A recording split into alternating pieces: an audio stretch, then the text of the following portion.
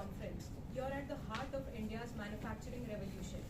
Envision 3.0 is powered by PGPEX-VLM and stands on the shoulders of an iconic collaboration, IIM Calcutta, IIT Kanpur and IIT Madras. Together, we are here to ignite the bond idea, spark collaboration and fuel unstoppable growth in the manufacturing. This year's summit is all about transformation, digital innovation, and building resilient value chains. Take a look around.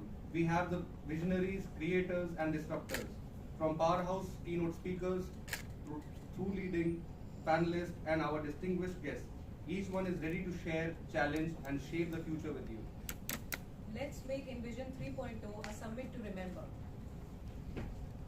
So let's get ready to absorb inspiration, ask tough questions, and make new friends, and most importantly, become a part of India's manufacturing story. The theme for this year's summit is Resilient Manufacturing for India 2047. As India advances towards its centenary of independence, the call for building a resilient, agile and globally competitive manufacturing sector has never been louder. Today's summit is packed with insightful keynotes, expert panels and meaningful networking, offering actionable insights to shape India's manufacturing sector. Our esteemed guests include Professor Alok Kumar Rai, Director IIM Calcutta, our Chief Guest Mr. Asutosh Rath, Executive Director NALCO, and our keynote speakers Mr. Prashanth Kaivar, Vice President GenPAC, Mr. Abhijit Pal, Executive Director, and Mr. Anurag 𝗘𝗵𝗏, Partner PwC. So to begin this momentous occasion, let us invoke the light of knowledge and wisdom through the traditional lighting of the ceremonial lamp. So I now invite our esteemed dignitaries to come forward and set the stage.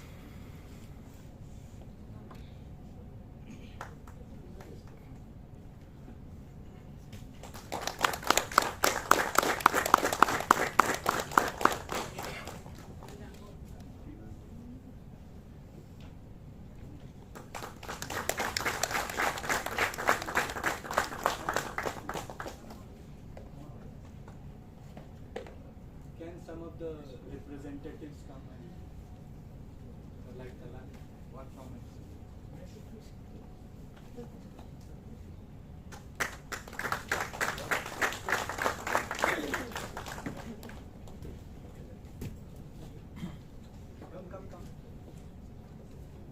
The rest, you guys come on.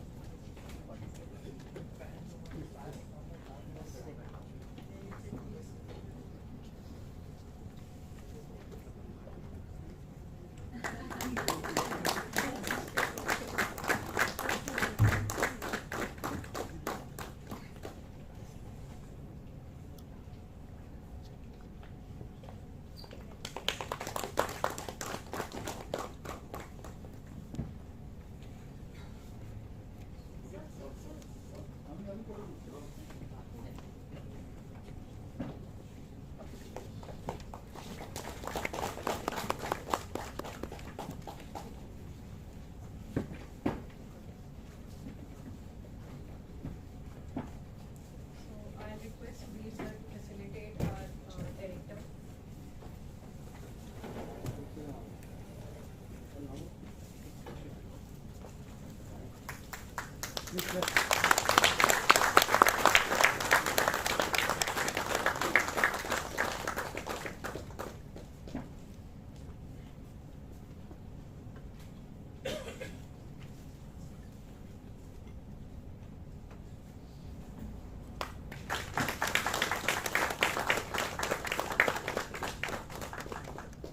So for our chief guest.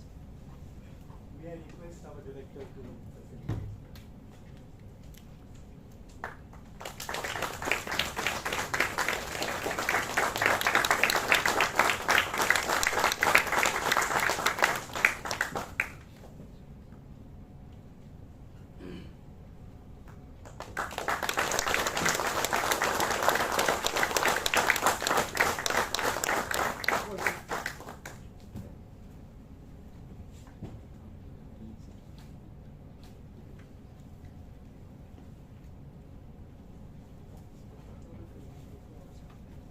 And some more.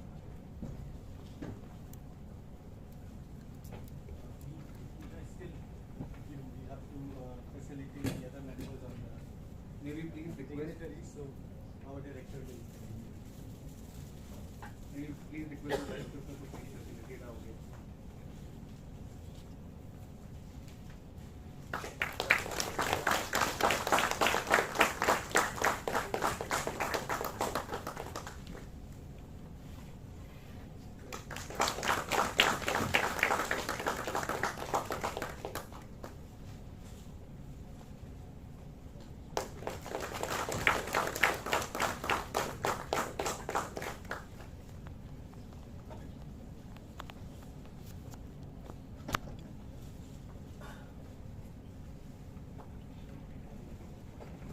Thank you, sir. It is my privilege to now invite Professor Sudhir Jaiswall, Chairperson of the PGPEX-VLM program, to deliver the welcome address. Professor Sudhir Jaiswall is in the Finance and Control Group of IIM Calcutta and has played a key role in shaping the VLM program into a hub of techno-managerial leadership. Sir. A warm welcome to everyone, those on the dais, Professor Alok Rai, Mr. Asutosh, Director, Executive Director of National Aluminium Company, Mr. 𝗘𝗃𝗏 Executive Director Board and Board Member of Alphaxine Solutions, Mr. Anurag Srivastava, Partner PwC, and Mr. Prashanth Murali Kaivar, Vice President 𝗘𝗃𝗏𝗏 and our alumni of third batch, and Mr. 𝗘𝗃𝗏𝗏𝗏, Partner 𝗘𝗍𝗏. My colleagues, faculty colleagues, department, program office colleagues, and my dear students, I am so glad that we are organizing Envision in the first part of your stay at IIM Calcutta. Typically, this event would happen closer to the end of the program, so it's a welcome change. this year. I really congratulate you for doing such an excellent job in such a short time. Wonderful. All of us are aware that India has decided to re-emerge in the field of manufacturing. We've been known for our prowess, but today the government recognizes the need and the industry is gearing up to ensure that we become an important hub for products made in India for the world. In this program, in this endeavor, our PGPEX-VLM program can play a very important role. They have been playing an important role, as I can see from our alums, those who are present today and with whom we have interacted over last 2 years. We are already contributing to the nation building, to enhancing the brand of IIM Calcutta, India, and for their own companies. Now, this is only possible because of the hard work that these alums and these students have put in, and to a certain extent in that we faculty members can take some pride in creating a spark, guiding you towards learning so that you can make a significant impact. Now, today's event's theme, resilient manufacturing, is all the more important given the so much of turmoil that we have seen in the first 7-8 months of this year. YTD, if you look, resilience is one thing which is being questioned, which needs to be strengthened, which needs to be enhanced. And I am so looking forward to the discussions today to help us so that this industry academia partnership, dialogue, interaction, can enhance skill building in India. So, resilient manufacturing, the importance of digital transformation and strategy and governance, the importance of supply chain and operations, those are all important areas wherein a discussion is required today among the practitioners and the scholarly minds in India. So Envision 3.0 is an excellent platform that is facilitating, and I'm so glad our students have done a wonderful job for that. Thank you so much. I personally thank all the dignitaries who will be today here to enlighten us. Appreciate it. Welcome. Thank you.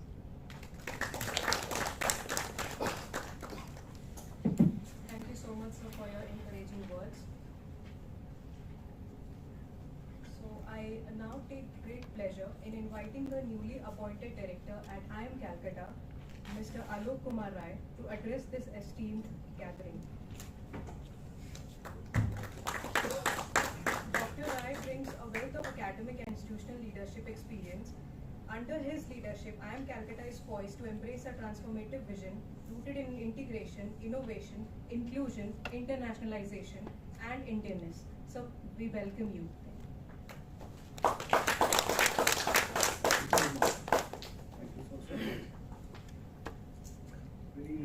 Very respected chief guest of today's program, Shri Asutosh Rath, Executive Director of NALCO, esteemed experts from different leading organizations from India, representing some leading international organizations in India, the in charge of the program, Shri Sudhir, my fellow colleagues, and very, very dear students, and future manufacturing experts.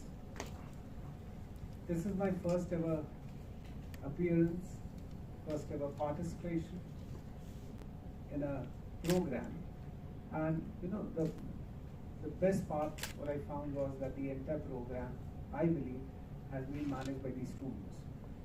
I remember in my management institute, there was a a student got placed because at the end the company asked who was the one who was coordinating everything. So when he was identified by the company, they said, look, we are going to hire you, not others. So this is the kind of experiential learning, part of experiential learning that management institutions deliver.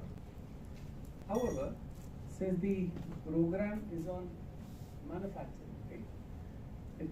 It's a program exclusively for manufacturing. There is a concept of just in time.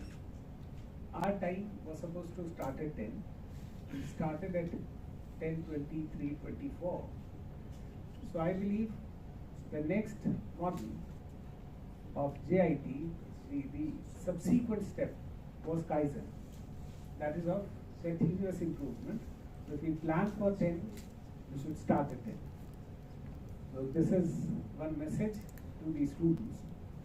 However, best part, this is my fourth day in the institute, and the best part I find is that programs, educational programs, primarily professional programs, are meant to be in sync with the practices. And at Indian Institute of Management, Calcutta, there are several programs, and this program is one of such programs, which is primarily designed for people who have had their previous exposure and experience in the industry. They are being trained for the industry and they are being placed in the industry. So the human resource is being processed with the aim of augmentation and delivering good for the nation and society. You all must have heard of Industry 5.0. Now, Industry 5.0 also talks of Education 5.0.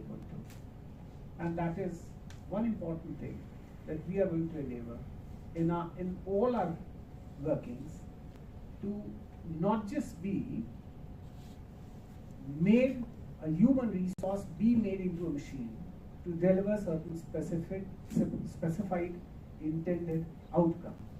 However, the human element of the individual also to be accounted for, also to be attended, and also to be processed in a manner so that the individuality of each and every individual remains intact.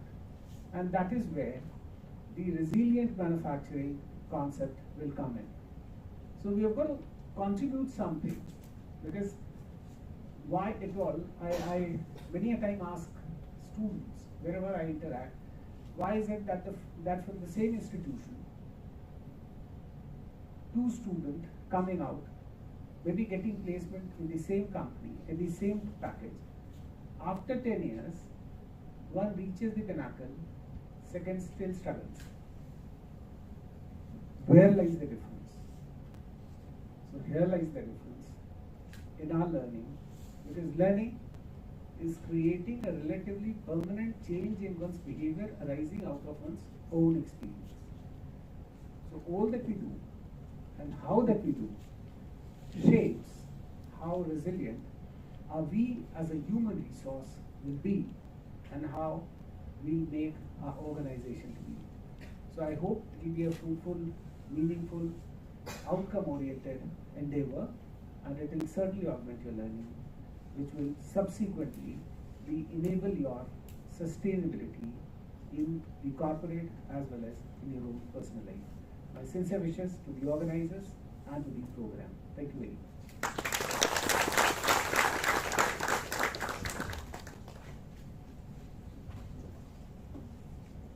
Thank you so much, sir.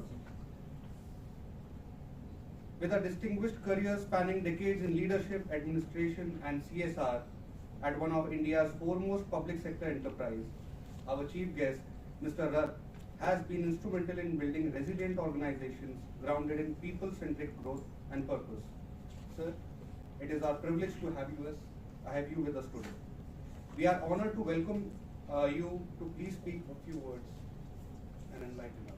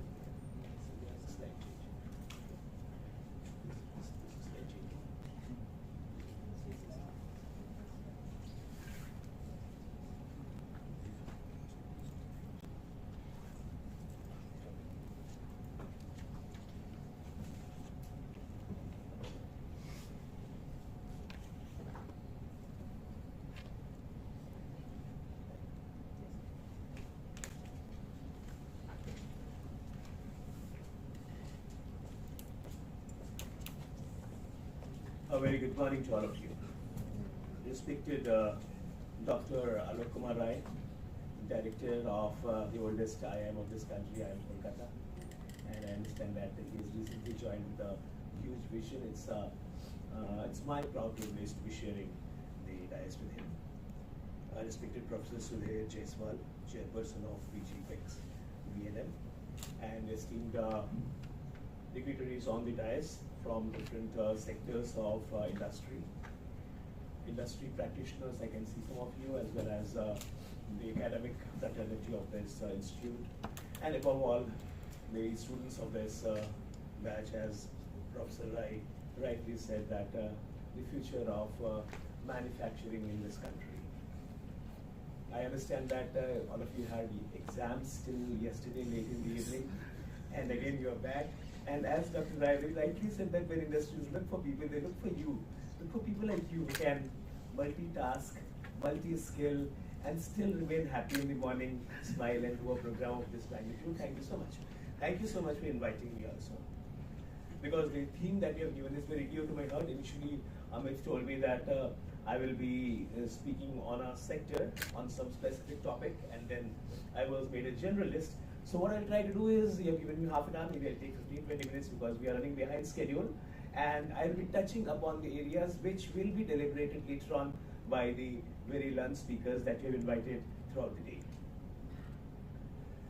the day. Like all of you know that over the last few years, India has come a long way, and the country is just starting.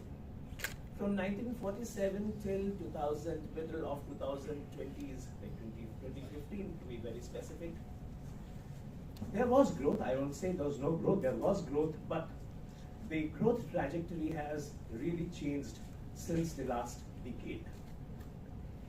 And we're so proud that we have become the 4th largest economy in 2025, surpassing Japan.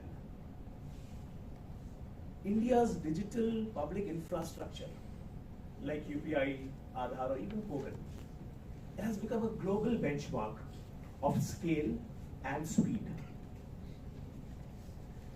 Manufacturing is gaining momentum, all of you agree with that. With flagship initiatives when they were started, everybody thought that they are jargons. Make in India, the productivity linked incentive scheme, PLI scheme, or even the 𝗕𝗵𝗿𝗏 concept. In fact, I also thought that they are jargons for a new India. But they are no more jargons, they are the game changers. Because these schemes are being monitored at the highest level on a daily basis, and the result is there for all of us to see. And the dream of 𝗓𝗵𝗏 Bharat, Bharat at 100, is to see a India which is fully developed, self-reliant, and globally respected nation as we will turn 100, and the work is going on in the right direction. Now, coming to the topic proper about the manufacturing, what is the role specifically of the manufacturing sector for taking India to the vision of 2047 that the PM has laid, and we all share that vision. One of the key drivers to realize this vision will be the manufacturing sector. As of now, 12 to 15% of the GDP is being contributed by the manufacturing sector. Statistics say that it's even 17%, but I think it's around 15%. But we have to raise. The target is to take it to the level of 25% of the GDP.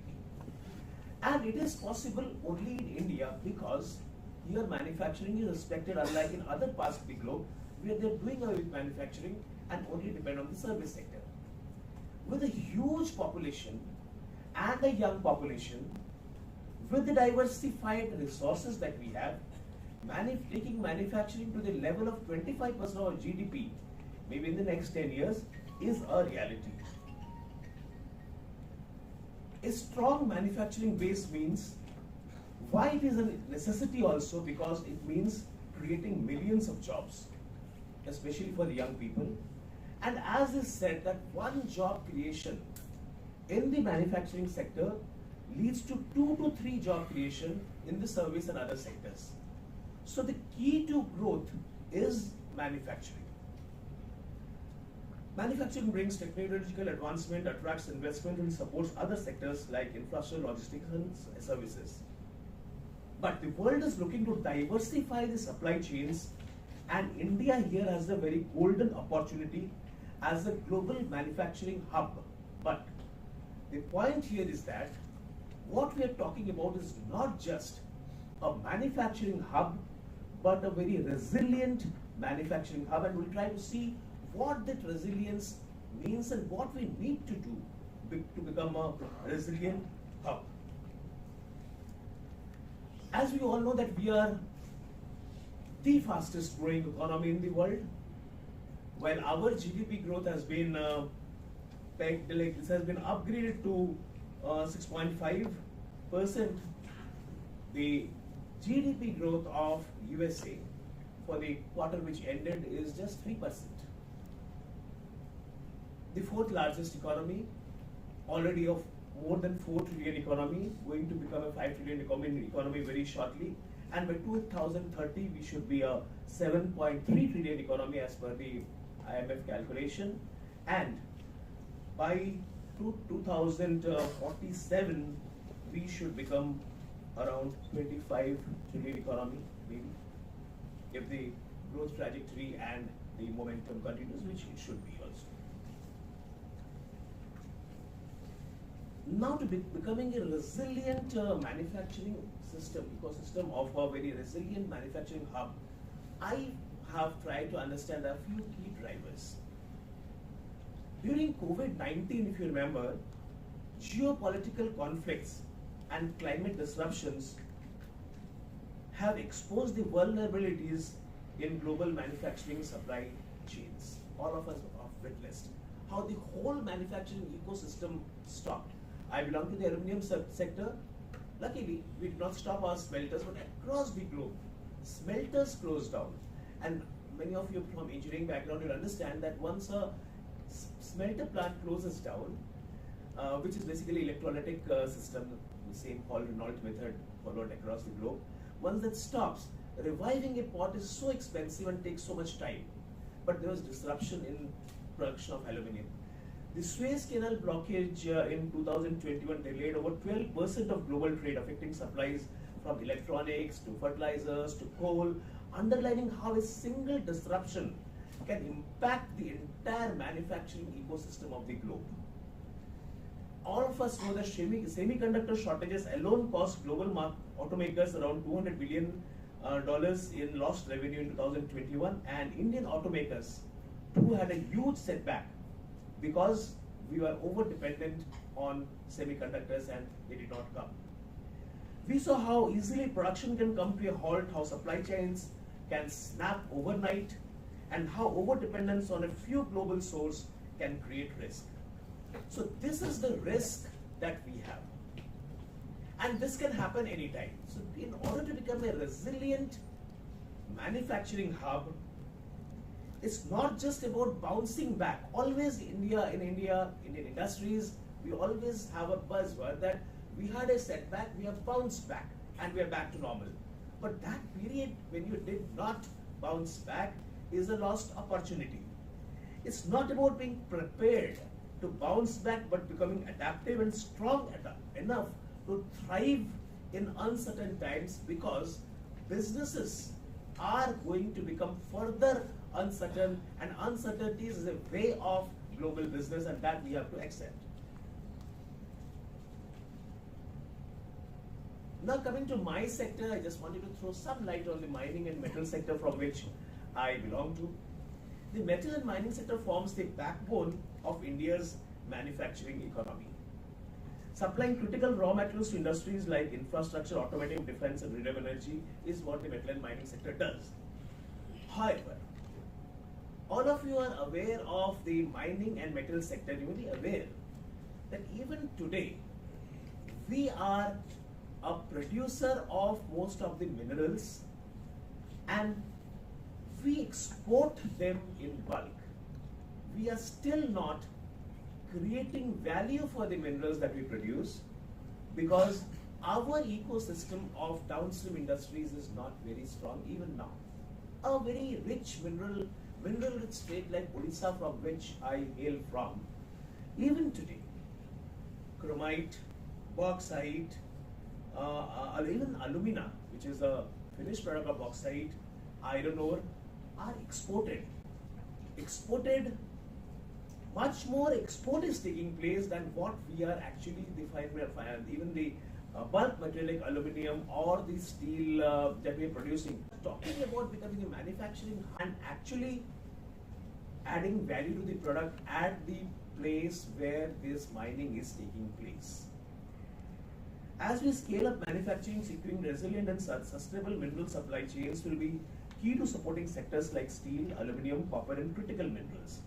Here I want to throw some light on another dimension of mining and metal sector in which we also have a huge opportunity, and that is the critical minerals, which is a buzzword now of the Ministry of Mines. Now, critical minerals, what are they? They are lithium, nickel, cobalt, manganese, graphite, and a range of them, which are very essential for the future, because these are what will enhance our energy technology and crucial to the battery performance. Now, India has a reserve of them, but we are not very rich in those minerals. Jharkhand has some, even Ladakh has some, but we are not very rich in that.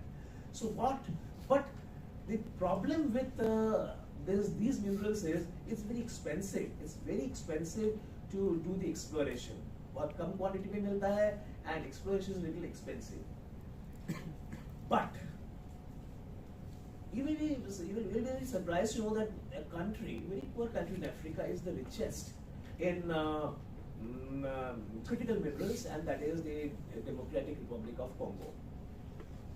Countries like Bolivia, Argentina, Brazil, and many Latin American and South American countries, as well as Australia, are very rich in these minerals.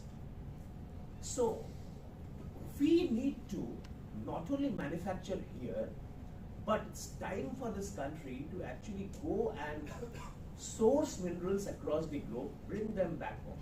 We have started this experiment, although being from the central PSU, NALCO, in collaboration with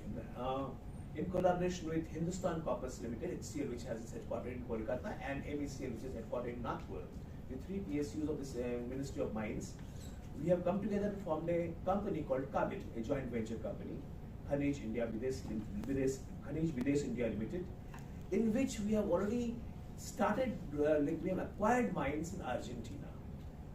But here I want to say one thing, that we do not have really the people. I was just talking to your children, students also. We don't have really the people who can manage such outsourcing activity, go to Argentina, smart people. So this is what maybe your kind of a course is offering to this country. People who are engineers, are matrix managers now, have a whole holistic idea how businesses are managed, particularly the focus on manufacturing. People smart enough to go across the globe, scout for new ideas, new ventures, and because that is the need of the hour. One part is developing India as a manufacturing hub, also looking across the globe where we can do businesses and set up manufacturing hub or bring things here and do it here. India also must focus on resource efficiency, domestic exploration, and responsible mining practices to strengthen this foundation. We have huge deposits of bauxite, chromite, iron, but now one of the major issues that is coming up is it's very difficult for our companies to actually do a mining or go for a greenfield mining, because once you start doing any kind of a mining activity, immediately there's so much of resistance from the people. And it's not the people who resist, but a group of people who instigate them and create a system where industries find it extremely difficult. You see the case of Vedanta, they have a mine behind their refinery but not able to be mining. And the government is very positive. At least now we have a very supportive government, and the awareness has to be developed by the manufacturing companies that mining activities, responsible mining, like we do our open cast mining of bauxite. Whatever area we do mining, we again fill that back with the topsoil, do a plantation of double the area. Supposing we have mined 1 square acre, we do it for 2 hectares. So that is called responsible mining. And also these manufacturing companies, if they want to thrive, have to have an ecosystem where they are collaborating with the people surrounding them, the peripheral people, because without that support also manufacturing exercise cannot go up in this country. So now we come to the key levers of resilient manufacturing. First and foremost, I've already discussed, is about a diversified supply chain.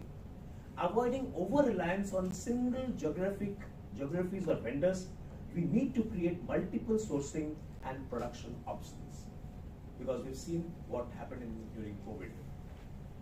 Localization and nearshoring is the second thing, building stronger local ecosystems for critical inputs and reducing dependency on long supply, global supply routes. Here I'd like to just inform you that most of the Indian industries, even now, for their specialized components, depend on imports. For the high technology supplies, or for even good quality pumps, motors, many of us depend on outsourcing, or not outsourcing, but sourcing from across the globe from different countries, so-called developed countries. We should now put ourselves the label of a developed country and develop these resources. I'll come to that, because that would be really a game changer when we are becoming not just manufacturing, but whatever is required for developing the manufacturing also is done in-house. Flexible production systems is the need of the hour, because investing in technologies that allow for quick scale-up or switch in production based on demands and disruptions. Now, most of our manufacturing system do not have the ability to switch over, scale up, scale down as per market demand. We have a parallel kind of like a straight line kind of a manufacturing system, what you call my rated capacity. We need to, industries now need to actually do that kind of an exercise.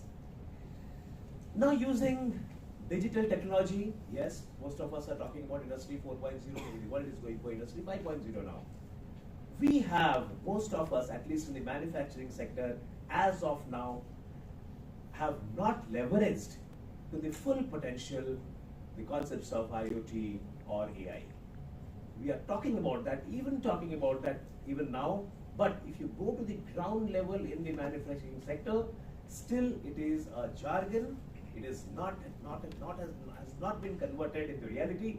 But the moment you start doing that, industry will see what a amazing benefit you can get when you start using more and more of these recent technologies.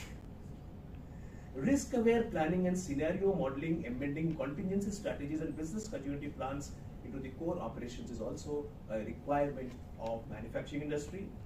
And the collaboration and ecosystem resilience, what I call creating clusters and partnerships among suppliers, MSMEs and large manufacturers to support each other in times of disruption. I'll give a small example here. We have an aluminium smelter at Jaiswall, which is in central Odisha. Besides the smelter gate, we have set up an aluminium park. Another aluminium park has also been set up by Vedanta at Jharsuguda. Now, what is the concept of this aluminium park? We produce hot metal from our cast house or from our pot line, and we would sell it to somebody in the form of ingots. That person again melt it back.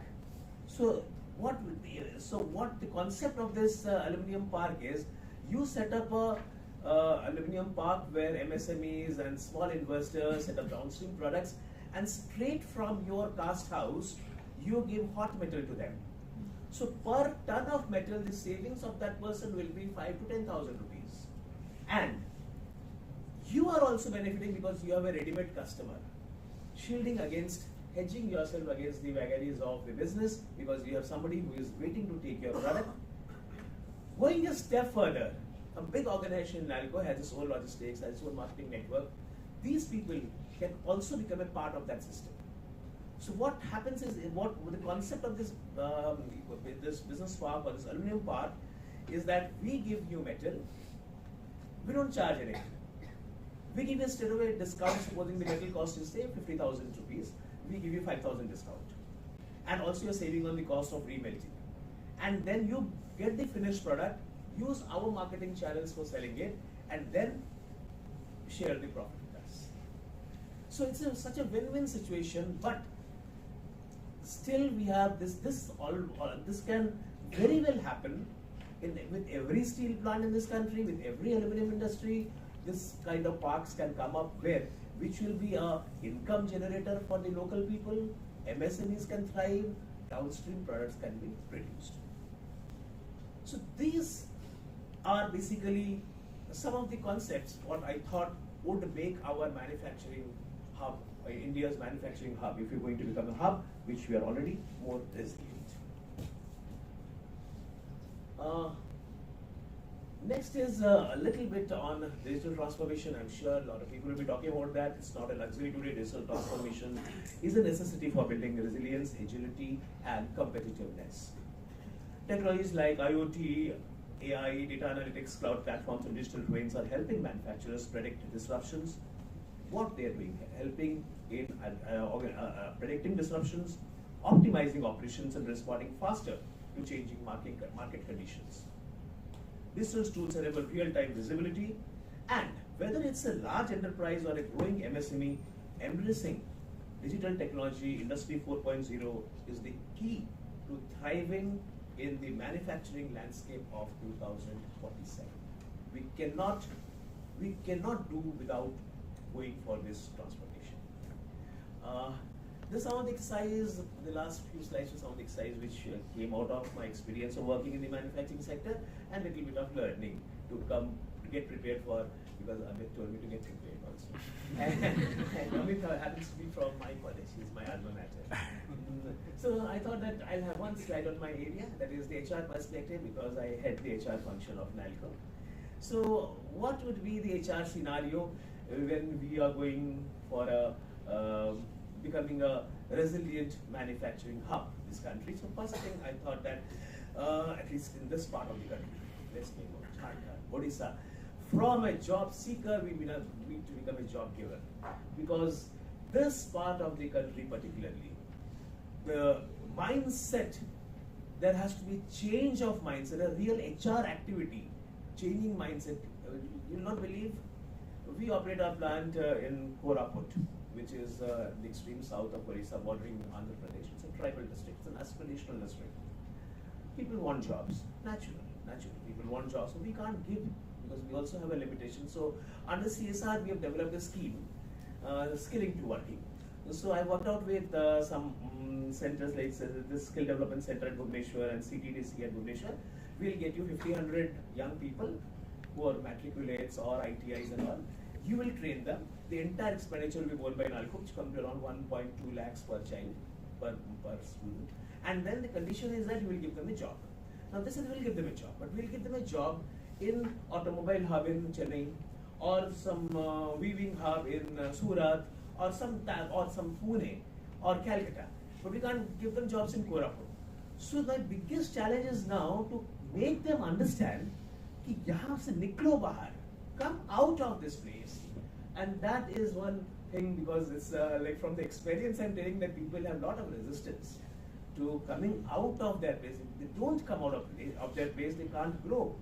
And for becoming a manufacturing hub, we have to continuously spend the money, government, industries, to bring about this mindset change in people, that is, don't only look for jobs, but become a job creator.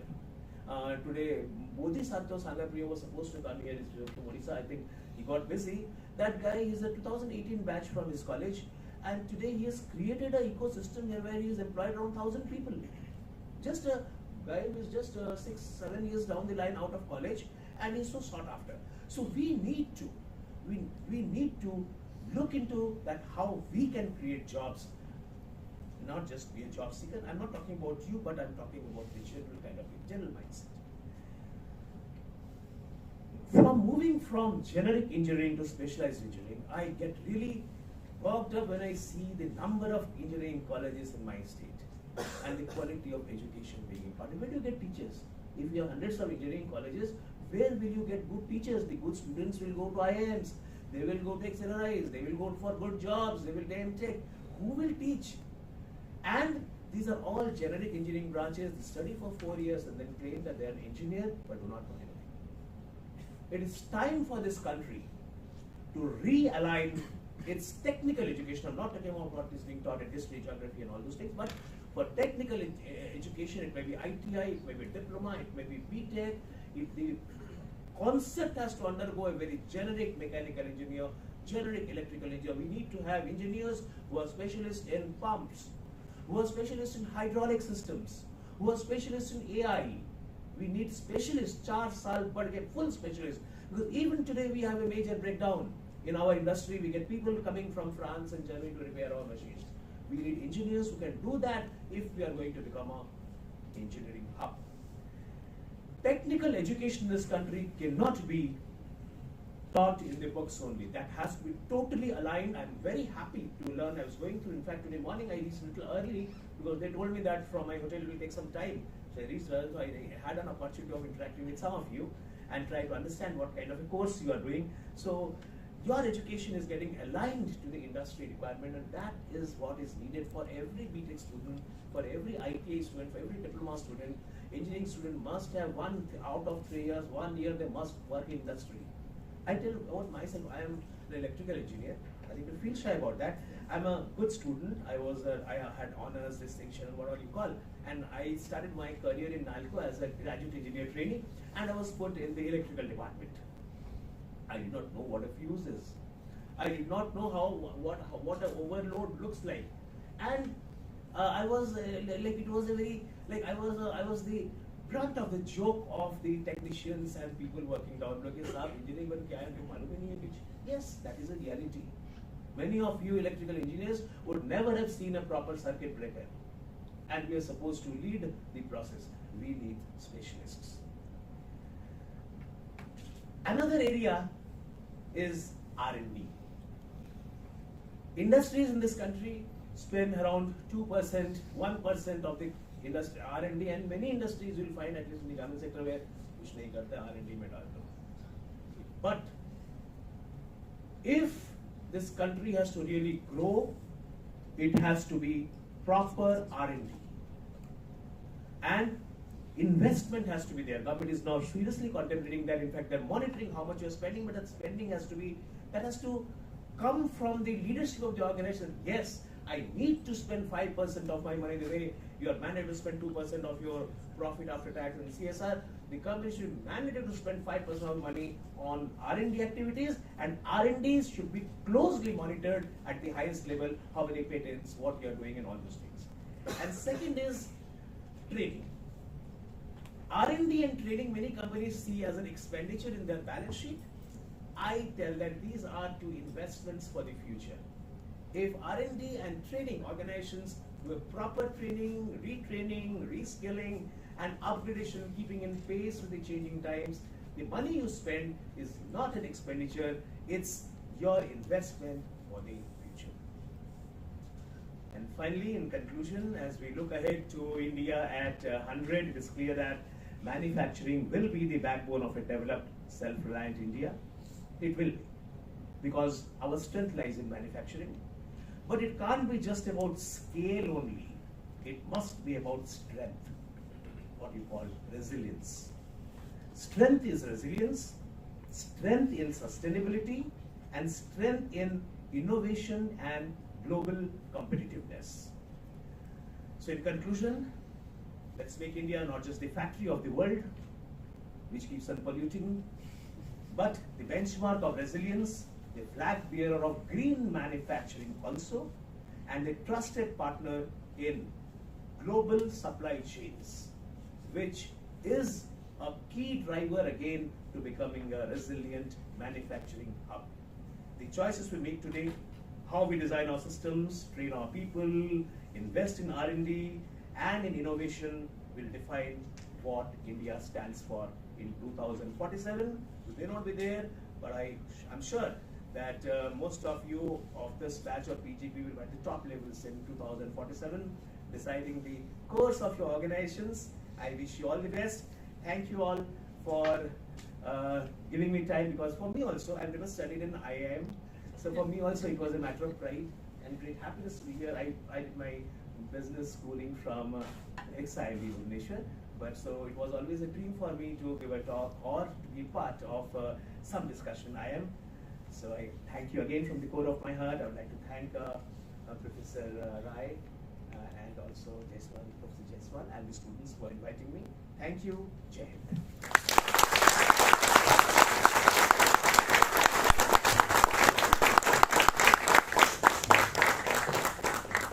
Thank you so much, sir, for your inspiring address. Your insights on resilience and leadership have added great depth to our summit's opening. Now I kindly request everyone to come forward to capture a special moment together, a group photograph with our distinguished dignitaries. Please come forward.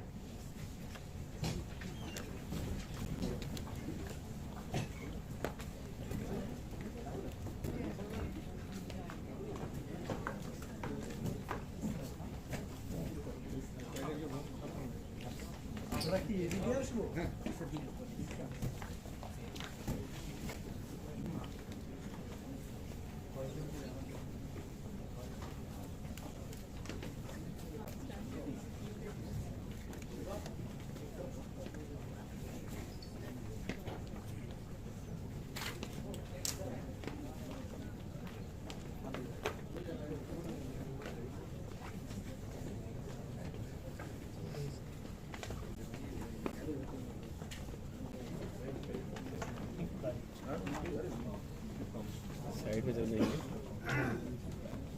Side में थोड़ा side दिखाएंगे तो